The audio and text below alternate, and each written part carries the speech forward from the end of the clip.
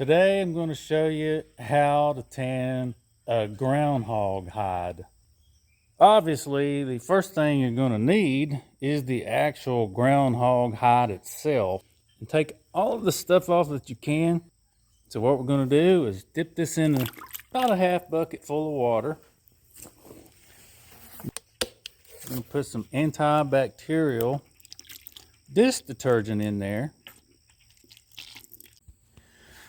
Now after the groundhog hide has soaked for at least 30 minutes, you can soak it for less.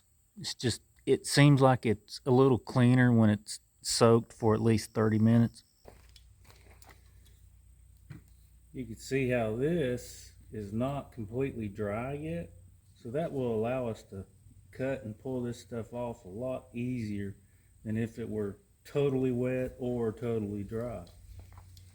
Like some of these tissue deposits and this sliver of meat here, or meat tissue between this fatty deposit.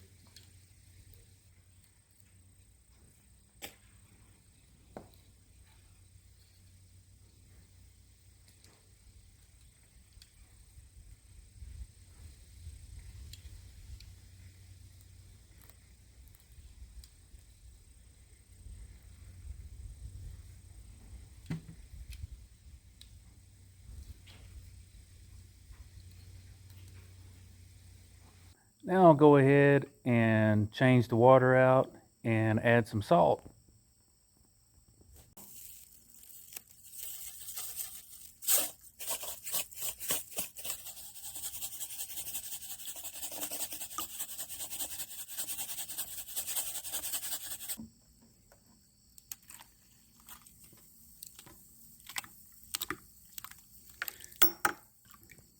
And you can let this soak for longer than 30 minutes since the groundhog hide is pretty thick and pretty tough.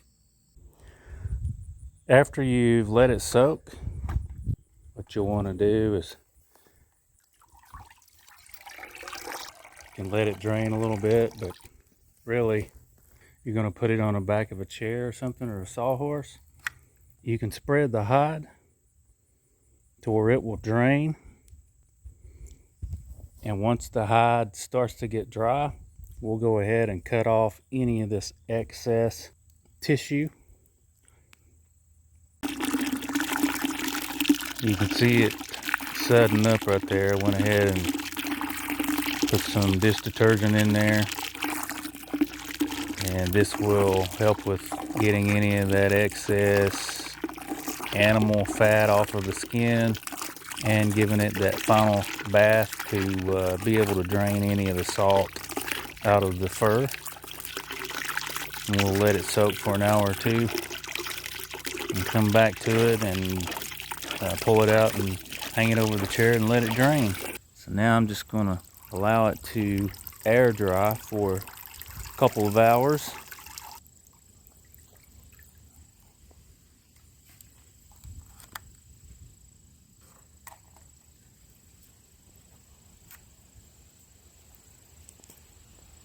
And as the hide is drying, you can hit any of the places on it that you may not like before you apply your tanning solution.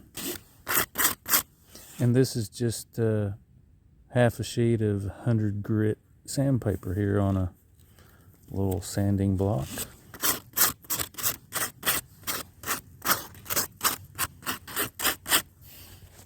After you're done sanding it, get the debris off of there.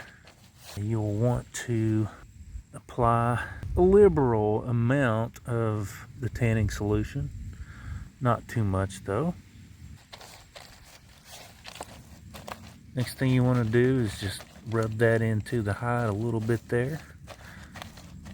Make sure it's covered really well. This hide will turn out well what's left of it, because I admittedly messed up the tail, which is right here. What I did wrong is I didn't skin the tail out.